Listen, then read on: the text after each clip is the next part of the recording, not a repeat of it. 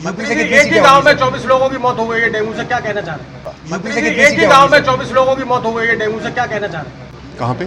छर्रा के पास एक गांव है। जी, जो संचारी रोग इस समय बरसात के सीज़न में आते हैं, उसके लिए बहुत व्यापक प्रबंध योगी जी ने स्वयं किए, हमारे डिप्टी सीएम साहब स्वास्थ्य मंत्री जी ने किए और अपने अस्पतालों की क्षमता बढ़ाई गई, उनके टेस्ट किए गए और भविष्य में आने वाले समय में हम लोग का प्रयास है कि संचारी रोगों को और दूर किया जाए और आने वाले वर्षों में वायरल फीवर इस तरह की चीज़ों को भी हम लोग सफाई के ज़रिए, टीके के ज़रिए, मेडिकल सुविधाओं के ज़रिए रोक सकते। माननीय मंत्री जी, क्या मृतकों के परिवारजनों को कुछ आर्थिक मदद मिलेगी? ये मुझे परीक्षण करना पड़ेगा कि किस तरीके से है।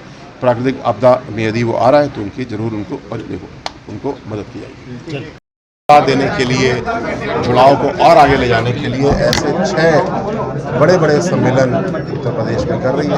प्रत्येक क्षेत्र में एक सम्मेलन ऐसा होता है। कल हापुड़ में पहला सम्मेलन हुआ, उसमें अपार सफलता मिली, सभी लोगों का आशीर्वाद मिला, योगी जी ने उसको संबोधित किया। कल अपने नुमाइश मैदान में अलीगढ़ में ये कार्यक्रम 11 बजे से है, जिसमें पहला माननीय मुख्यमंत्री जी, योगी जी, जो पिछले 2 बड़े चुनाव हुए नगर निकाय के, विधानसभा के, उसमें जिस बढ़ चढ़ करके अनुसूचित समाज ने भारतीय जनता पार्टी का समर्थन किया, योगी जी को आशीर्वाद दिया, जिसका परिणाम हमारे सामने है, उसके लिए धन्यवाद देंगे। आने वाले समय के लिए हमारी जो विकास की योजनाएं हैं उनके बारे में बताएंगे। राजनीतिक भागीदारी, सामाजिक बराबरी के लिए जो कार्य हो रहा है उस पर चर्चा होगी और आने वाले समय में 2024 का जो चुनाव है उसमें हम लोग को पूरा विश्वास है कि जो प्रक्रिया शुरू हुई, जिस तरह खुले मन के साथ मोदी जी ने, योगी जी ने गरीब कल्याण के कार्य किए, अनुसूचित वर्ग का उसको बहुत बड़ा लाभ मिला।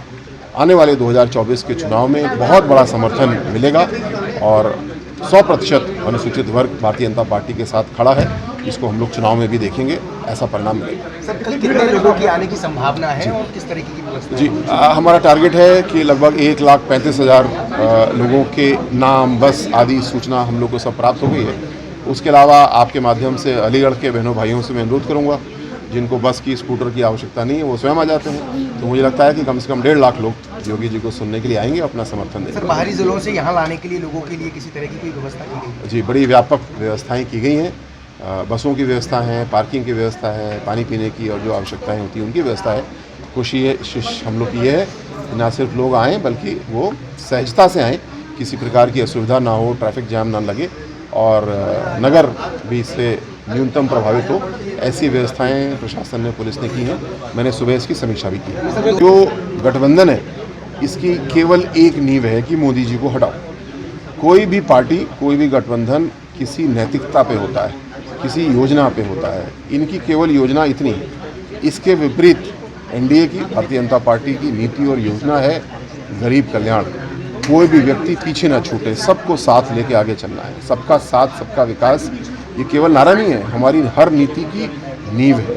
इसका परिणाम ये कि आज 80 करोड़ लोगों के घर में निःशुल्क अन्न पहुंच रहा है। उज्ज्वला योजना से हर घर में जहां पे गैस नहीं पहुंची थी, गैस पहुंचाई गई। जहां शौचालय नहीं था, शौचालय पहुंचाया गया। तो एक और ऐसी ठोस विकास की योजनाएं हैं जो हर घर को मजबूत कर रही हैं और दूसरी ओर केवल ये संकल्प है कि जिस व्यक्ति ने ये सब ठीक कर दिया है उसको हटाओ। तो ये तुलना हम सब के सामने है। इसका परिणाम क्या होगा ये स्पष्ट है। मोदी जी को बहुत बड़ा समर्थन है। 2024 में जितना समर्थन पूर्व में मिला उससे और बड़ा समर्थन मिलेगा और प्रचंड बहुमत से सरकार बनेगी और मनोबल ऊंचा होगा मोदी जी का और बड़े निर्णय लेंगे, कार्य होगा। इस प्रेस वार्ता में उपस्थित सभी मीडिया के साथी, माननीय सांसद जी सतीश जी भाई साहब, माननीय विधायक जी, माननीय सम्मानित पदाधिकारीगण, आज की प्रेस कॉन्फ्रेंस जैसा अभी आपने सुना इस विषय में है कि नुमाइश मैदान में हो रहा है, उसका प्रयोजन क्या है और उसका आयोजन किस तरीके से है। ये एक श्रृंखला है जिसमें पहला कार्यक्रम कल हापुड़ में हुआ, बहुत अपार सफल कार्यक्रम रहा और मुझे वहाँ रहने का सौभाग्य भी मिला और कल हम लोग अलीगढ़ के अपने इस कार्यक्रम को आयोजित करेंगे। मूल भाव ये है कि पिछले 9 साल में, 9.5 साल में जो आदरणीय मोदी जी ने गरीब कल्याण के लिए कार्य किए, सबका साथ सबका विकास को नारा ही नहीं एक नीति के रूप में उतारा है हर सरकारी योजनाओं में। इसका परिणाम ये है कि आज अनुसूचित जाति, जनजाति वर्ग से सभी लोग बहुत बड़ी संख्या में मोदी जी के साथ में जुड़े। कल के कार्यक्रम में इस वर्ग से हमारे बहुत सारे साथी बहन भाई आएंगे और हमारे अति लोकप्रिय मुख्यमंत्री श्री योगी जी उनको धन्यवाद देंगे इस जुड़ाव के लिए, और साथ साथ आने वाले समय में किस प्रकार विकास की नई योजनाएं हम लोग लेकर के आ रहे हैं, किस प्रकार राजनीतिक भागीदारी, सामाजिक बराबरी के लिए कार्य हो रहा है, इसके बारे में भी चर्चा होगी। आने वाला समय लोकसभा चुनाव के नज़दीक भी है और हम सबको ये पूरा विश्वास है कि जिस प्रकार मोदी जी ने एक नीतियों का खाका बना के हमको दिया, उसके लिए बजट दिया, योगी जी ने उसको बुलडोजर की संकल्प शक्ति के साथ उसको लागू किया। पूरी सरकार, प्रशासन, पूरा अमला इसी बात पे लगा है कि सामाजिक विषमताएं, आर्थिक विषमताएं किस तरीके से कम हो और पूरी तरीके से दूर करने में हम लोग सफल हों। और इसीलिए आज अनुसूचित वर्ग हो या कोई भी वर्ग हो जो समाज के हाशिए पे था, आर्थिक रूप से थोड़ा भी पिछड़ा था, उनको आगे बढ़ने का मौका दिया गया है। और कल इसी पे चर्चा होगी और मुझे पूरा विश्वास है कि आगे आने वाले लोकसभा चुनाव में अनुसूचित वर्ग का जिस प्रकार हर चुनाव में समर्थन, भागीदारी, साझेदारी बढ़ी है, लोकसभा चुनाव तक ये 100 में से 100 पूरे उत्तर प्रदेश में, भारत में होगा और इसका बहुत ही सुंदर विकास के दृष्टिकोण से, भागीदारी के दृष्टिकोण से पूरे देश में परिणाम हम लोग को दिख रहा है। अनुभव उत्तर प्रदेश में जो अनुसूचित वर्ग के सम्मेलन चल रहे हैं, जो कल हमारे पश्चिम क्षेत्र में हुआ, उसी के तहत कल ब्रज क्षेत्र का अनुसूचित वर्ग के सम्मेलन के कार्यक्रम में उपस्थित हमारे ब्रज क्षेत्र के सम्मानित अध्यक्ष जी, हमारे उत्तर प्रदेश सरकार में मंत्री आदरणीय असीम अरुण जी, हमारे जनपद अलीगढ़ के सांसद आदरणीय गौतम जी, हमारे सम्मानित विधायक इंगलास, हमारे सम्मानित भारतीय जनता पार्टी के जिलाध्यक्ष और हमारे सभी पदाधिकारी और इस प्रेस वार्ता में उपस्थित सभी सम्मानित पत्रकार भाई बहनों, जैसा कि आप सबको विदित है कि कल हमारे ब्रज क्षेत्र का अनुसूचित वर्ग का सम्मेलन होना है और इसमें उत्तर प्रदेश के यशस्वी मुख्यमंत्री आदरणीय योगी आदित्यनाथ जी कल हम सब के बीच रहेंगे और लगभग ब्रज क्षेत्र में 19 जनपद हमारे संगठन की दृष्टि से हैं। था कि प्रत्येक विधानसभा से अनुसूचित वर्ग के दो हजार हमारे भाई बहन वो उस कार्यक्रम में उपस्थित रहेंगे। लगभग 1 लाख से अधिक की संख्या कल इसमें रहने वाली है। मैं भी एक कार्यकर्ता होने के नाते कई जगह मेरा जाना हुआ है। निश्चित ही अनुसूचित वर्ग में इसका विशेष उल्लास है लोगों के अंदर कि इस तरह का कार्यक्रम हो रहा है और हमें उसमें बुलाया जा रहा है, तो बड़े लोग प्रफुल्लित हैं। दूसरा, मैं इतना ज़रूर कहना चाहूँगा कि अनुसूचित वर्ग को जितना मान सम्मान भारतीय जनता पार्टी ने दिया है, मैं समझता हूँ कि किसी भी दल ने इस तरह का मान सम्मान अनुसूचित वर्ग को कभी नहीं दिया। मैं कहना चाहूँगा प्रेस के माध्यम से कि 2012 से लेकर के 17 के कार्यकाल में जो बाबा साहब भीमराव अंबेडकर की अधिकतर मूर्तियाँ तोड़ी गई थीं, लेकिन जैसे ही आदरणीय योगी आदित्यनाथ जी की सरकार 2017 से लेकर के जो अब तक चल रही है, कहीं भी मूर्ति तोड़ने की कोई भी घटना मैं समझता हूँ संज्ञान में नहीं आई। और इतना मैं एक बात और कहना चाहूँगा कि मैं भी वाल्मीकि समाज से आता हूँ। देश के यशस्वी प्रधानमंत्री आदरणीय नरेंद्र मोदी जी ने वाल्मीकि समाज, जो मुख्यतः यह समाज सफाई पेशे से जुड़ा था, अभी कुंभ के अंदर भी वाल्मीकि समाज के भाई बहनों को जो पैर पखारने का काम किया है, मैं विशेष तौर पर कहना चाहूँगा कि अनुसूचित वर्ग में वाल्मीकि समाज के अंदर इसका बहुत बड़ा एक मैसेज है, संदेश है कि देश के और विश्व के सबसे लोकप्रिय नेता ने जिस तरह का ये जो उनको सम्मान दिया है वो अपने आप में अभूतपूर्व है। मैं ज़्यादा न कहते हुए बस इतना ही कहना चाहूँगा कि कल के कार्यक्रम में मैं समझता हूँ बहुत बड़ी जो हमारे अनुसूचित वर्ग की संख्या है वो रहेगी और कार्यक्रम बहुत अच्छे से होगा। बहुत बहुत धन्यवाद। हाथरस वाले कार्यक्रम जाएंगे फिर आएंगे, तो हम समझते हैं 12 बजे तक उनका आगमन यहाँ पे होगा। मेरी जानकारी में आया कि अलीगढ़ में इस योजना को ठीक से क्रियान्वित नहीं किया जा रहा है। कुछ समाचारों में भी इसको प्रकाशित किया गया। आज मैंने दोपहर बाद का समय इसीलिए दिया है कि जाके मैं इसको स्वयं देखूं और इसको ठीक करूं, क्योंकि इसके विपरीत जो अच्छा परिणाम है, पिछले साल का जो IAS का परिणाम आया उसमें 24 बच्चे सिलेक्ट हुए हमारे सभी कोचिंग मिला करके, जो कि पूरे प्रदेश में, पूरे देश में किसी भी सरकारी कोचिंग के लिए रिकॉर्ड है। पिछले 2 PCS के जो परिणाम आए उनमें कुल 126 बच्चे सिलेक्ट हुए। जो अभी PCS J का परिणाम आया उसमें 8 बच्चे सिलेक्ट हुए। तो परिणाम अच्छे हैं, पर मीडिया का रोल बड़ा महत्वपूर्ण है, सकारात्मक है। आपने कमी बताई, मैं आज दोपहर उसका निरीक्षण करूंगा, उसको पूरी तरीके से दुरुस्त करेंगे। जरूरत होगी तो उसका स्थान परिवर्तित करेंगे, किसी दूसरे कॉलेज में दूसरे स्थान पे कर देंगे जहाँ की भौतिक व्यवस्था अच्छी हो और अच्छे से अच्छे शिक्षक प्रशिक्षक वहाँ पे लगाए जाएंगे।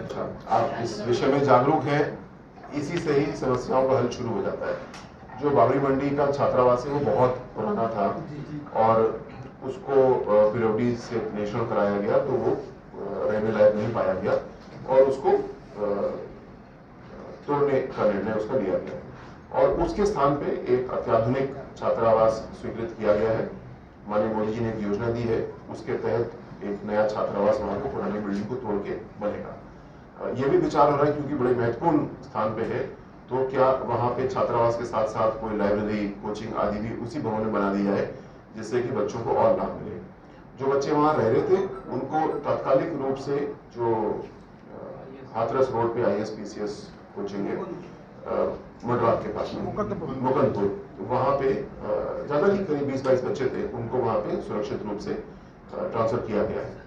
एक छात्रावास ऐसा है जो समाज कल्याण के बजट से AMU में बना है, वहां पे भी बच्चे रहते हैं।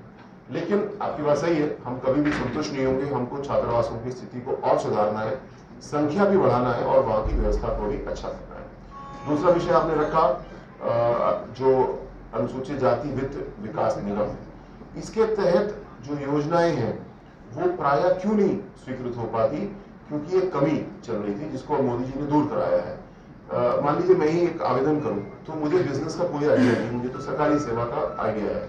मैं जब आवेदन करता हूं तो बैंक मेरे आवेदन में कमियां निकालता है और वो सही निकालता होगा, लेकिन मुझे लगता है कि ये बेईमानी हो रही है, गड़बड़ी हो रही है। तो जो आवेदक हैं उनके प्रशिक्षण का बड़ा गहन प्रबंध किया गया है, भौतिक रूप से हर जनपद में भी और ऑनलाइन वीडियो आदि के माध्यम से भी। जैसे कि अभी पेट्रोल पंप की एक योजना आई थी और उसमें पर्याप्त लाभार्थी या आवेदक नहीं मिल रहे थे, तो इसके लिए विभाग ने एक ऑनलाइन परिचर्चा की जिसमें 700 लोग ने ज्वाइन किया, बाद में भी वीडियो देखा होगा और उसको समझ के पेट्रोल पंप के आवेदन बहुत बड़ी संख्या में हमारे बढ़ गए और जो स्टेट में, राज्य में कमी हो रही थी वो हमारी पूरी हो गई।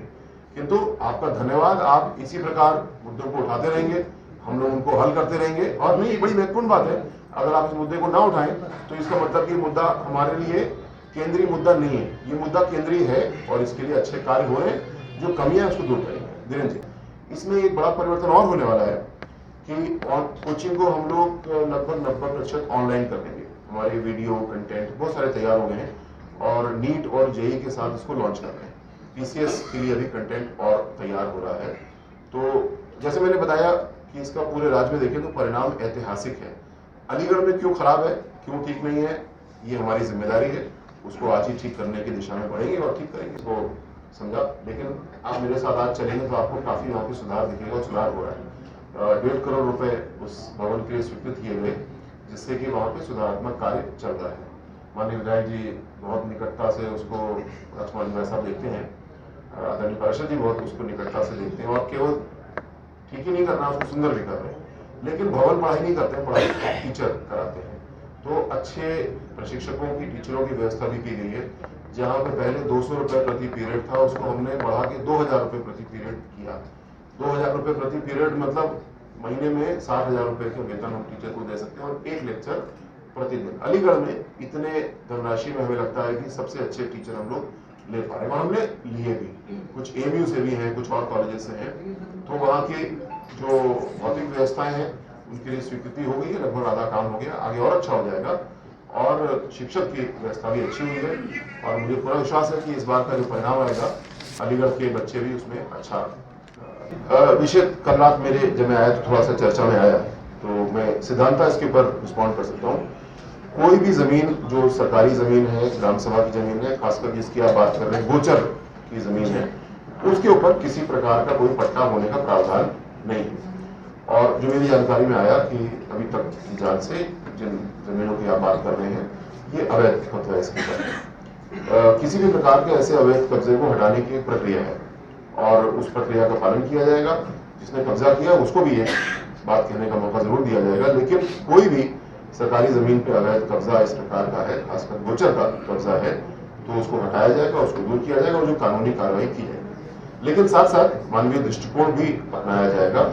जिसको जमीन से बेदखल किया जा रहा है तो अगर संभव है तो उनको एक विकल्प भी दिया जाएगा और नहीं उन्होंने अवैध कब्जा किया तो कानून है, कानून अपना काम करेगा, कानून उसमें किसी भी तरह पीछे नहीं। हम कुछ जरूर उपलब्ध कराते हैं, लेकिन ये बड़ा महत्वपूर्ण, ये संतुलन बड़ा महत्वपूर्ण है कि केवल अनुसूचित वर्ग को ही नहीं, हर व्यक्ति जिसको आवश्यकता है आवासीय या कृषि पट्टे की, उनको पट्टा मिलना चाहिए। लेकिन साथ साथ अवैध जो कब्जे हैं वो भी हटने चाहिए। लेकिन इस पूरी प्रक्रिया में पारदर्शिता होना चाहिए, मानवीय दृष्टिकोण होना चाहिए। जिस प्रकार की घटनाएं कुछ जनपदों में हुई वैसी नहीं होना चाहिए। ऐसा संतुलन पारदर्शिता के साथ काम हो रहा है, यही माननीय मुख्यमंत्री जी के निर्देश है। हम सबका सौभाग्य, आदरणीय राजस्व मंत्री जी भी मौजूद हैं।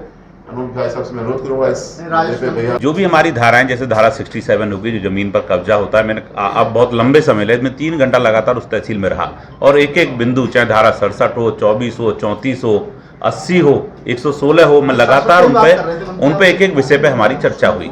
लेकिन कोई भी प्रकरण, जैसा कि आपने कहा कि धारा 80 नहीं हो रही, मैंने आपसे उस दिन भी कहा कि वो मुझे नाम बता दें, मुझे सूची दे दें जिनकी नहीं हो रही, हम तत्काल उन्हें जो है कराने का काम करेंगे। क्योंकि माननीय मुख्यमंत्री जी के सीधे सीधे निर्देश हैं कि धारा 80 45 डेज के अंदर कर देनी चाहिए। लेकिन कोई भी विषय, वो शायद सूची किसी कारणवश रह गई होगी, आप मुझे उपलब्ध करा दें, मैं तत्काल कराऊंगा। जैसा कि अभी हमारे पत्रकार साथी आपने बताया कि कहीं कोई जो ये हमारी 132 की लैंड रहती है सरकारी, उस पर कोई कब्जा है, आप ऐसा हो सकता है आपकी व्यवस्था रहती है, किसी कारणवश वो हमारे संज्ञान में नहीं आया, आप मुझे पर्टिकुलर केस उसे दें, मैं उसकी जांच करा करके कि किसी ने कब्जा कर रखा है तो तत्काल विद इन टाइम हम उसे खाली कराने का प्रयास। जहाँ तक वोटों की बात है, मैंने कहा ये इतना बड़ा सम्मेलन हो रहा है और कल आप सब लोगों को मैं आमंत्रण भी दे रहा हूँ, कल आप सब लोग उस सम्मेलन को देखें, उसमें आए हुए लोगों की मन स्थिति को जांचें। मैं कहूँगा कि मुझे सर्वाधिक या भाजपा को सर्वाधिक वोट मिलेगा तो आपको लगेगा कि अध्यक्ष होने के नाते मैं कह रहा हूँ, लेकिन वर्तमान जो परिदृश्य है और वर्तमान जो परिस्थितियां हैं, उत्तर प्रदेश में अनुसूचित वर्ग का सर्वाधिक वोट अगर कहीं किसी को मिलेगा तो वो भारतीय जनता पार्टी को मिलेगा, क्योंकि हमारी सरकार की परिस्थितियां ऐसी हैं। मैंने पहले भी कहा, इस सरकार में जितना सुरक्षित ये वर्ग महसूस कर रहा है, समाजवादी पार्टी का मैं कहना नहीं चाह रहा था, जब भी मुझे लगता मन उठता था समाजवादी पार्टी के गुंडों का, तो वो सबसे पहले दलित बस्ती पर हमला करते थे, अंबेडकर साहब की मूर्तियां तोड़ते थे। लेकिन आज कहीं कोई हमला नहीं हो रहा है, सरकार में सुरक्षित है और उनकी जो पॉलिसीज़ हैं, सरकार की जो योजनाएं हैं, उन सब के बारे में हमारे माननीय जो कैबिनेट मंत्री हैं हसीम अरूर जी, उन्होंने चर्चा की है, हमारे अनूप जी ने चर्चा की है, उनकी चर्चा करेंगे तो बहुत लंबी बात हो जाएगी। कल मंच से भी उन सब बातों की चर्चा जरूर होगी। कल ऐतिहासिक ये अनुसूचित सम्मेलन यहाँ होने जा रहा है। 2024 में ये वर्ग निश्चित रूप से माननीय प्रधानमंत्री जी के साथ, हाँ, यानी भारतीय जनता पार्टी के साथ खड़ा हुआ नजर आएगा और खड़ा है। आज की इस प्रयास में मैं आप सब लोग, बहुत सारे विषय हैं, उन सब पर चर्चा बाद में करेंगे। आप सबका बहुत बहुत धन्यवाद, आभार। बहुत बहुत धन्यवाद आपका माननीय मंत्री जी, आपका बहुत बहुत धन्यवाद। हमारे अलीगढ़ का बड़ा सौभाग्य है सरकार की नीति। कि ब्रज क्षेत्र के अंदर अनुसूचित मोर्चे का महासम्मेलन होने जा रहा है और बहुत बड़ी संख्या में अनुसूचित समाज में बहुत बड़ा उत्साह है पूरे जनपद के अंदर।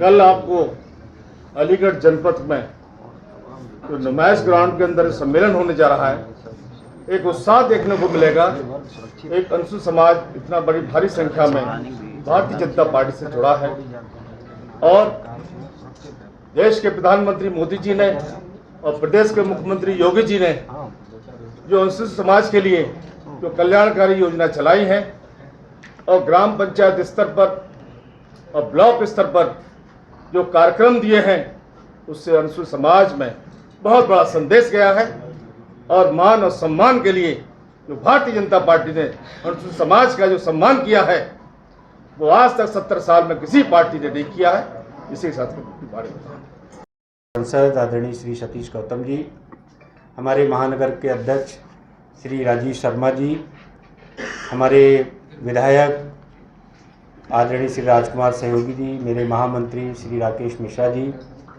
यहाँ उपस्थित सभी पत्रकार भाइयों बहनों, आप सभी को मेरा नमस्कार।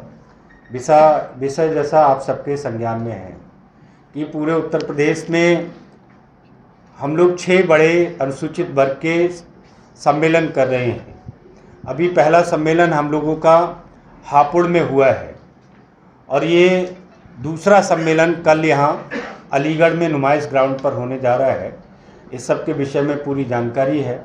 अनुसूचित वर्ग सम्मेलन, चूँकि हम सब जाने हैं, एक लंबे समय से जो वर्ग अभी तक उपेक्षित रहा है, जो वर्ग अभी तक तमाम मूलभूत सुविधाओं से वंचित रहा है, उस वर्ग के लिए सर्वाधिक काम अगर कहीं हुआ है तो देश के प्रधानमंत्री आदरणीय नरेंद्र मोदी जी के नेतृत्व में हुआ है, या फिर उत्तर प्रदेश में सर्वाधिक सुरक्षित अगर कहीं महसूस कर रहा है वो वर्ग, तो वो आदरणीय योगी जी की सरकार में उत्तर प्रदेश में सुरक्षित महसूस कर रहा है। इसलिए हमारे नेतृत्व के प्रति इन जातियों का एक विशेष, इन सामाजिक वर्ग का एक विशेष उत्साह है, समर्थन है। लोग लंबे समय से हम लोगों से संपर्क करके ये कहना चाह रहे हैं कि हम सब लोग आपके साथ हैं, पार्टी के साथ हैं, नेतृत्व के साथ हैं, इसलिए कोई सम्मेलन हो, कुछ हो। तो इसलिए ऐसे 6 सम्मेलन ये अभी हो रहे हैं। उसमें ब्रज क्षेत्र का ये सम्मेलन अलीगढ़ में हो रहा है। उससे संबंधित जो और बातें हैं, इस समाज में क्यों उत्साह है, कैसे ये सुरक्षित महसूस कर रहा है, क्या हमारी योजनाएं हैं, उस सब के बारे में हमारे कैबिनेट के मंत्री आदरणीय असीम अरुण जी आप सबके सामने प्रकाश डालेंगे। मैं सिर्फ आपके सामने 2-3 बातें रखना चाहता हूँ। ये सम्मेलन बहुत बड़ा सम्मेलन यहाँ अलीगढ़ में कल होने जा रहा है। ब्रज क्षेत्र में हमारे 65 विधानसभाएँ हैं। उन 65 विधानसभाओं से जो तैयारियाँ हैं, उसमें मैं समझता हूँ कम से कम कल 1.5 लाख से ऊपर इस वर्ग के लोगों के यहाँ आने की पूरी तैयारी हम लोगों की है। 65 विधानसभाओं से मैक्सिमम हमारे कार्यकर्ता बसों के द्वारा, अपने प्राइवेट व्हीकल्स के द्वारा कल 11 बजे तक नुमाइश ग्राउंड पर यहाँ आएंगे और एक बड़ा जनसैलाब कल अलीगढ़ में यहाँ उपस्थित होगा। संगठन की पूरी तैयारी है। उत्तर प्रदेश के माननीय मुख्यमंत्री योगी आदित्यनाथ जी सहित पार्टी के तमाम बड़े नेता, खासकर हमारे अनुसूचित वर्ग के बड़े नेता, हमारे कई केंद्रीय मंत्री, हमारे उत्तर प्रदेश सरकार के कैबिनेट मंत्री और ब्रज क्षेत्र में आने वाले सभी अनुसूचित जाति के विधायक, सांसद, ब्लॉक प्रमुख, ऐसे सभी लोग कल यहाँ मंच पर उपस्थित रहेंगे। और अलीगढ़ का ये सौभाग्य है, मैं ये कहूँगा कि पूरे ब्रज क्षेत्र का ये जो सम्मेलन है ये अलीगढ़ में हो रहा है। इतनी बात मुझे आप सबके संज्ञान में डालनी थी। धन्यवाद।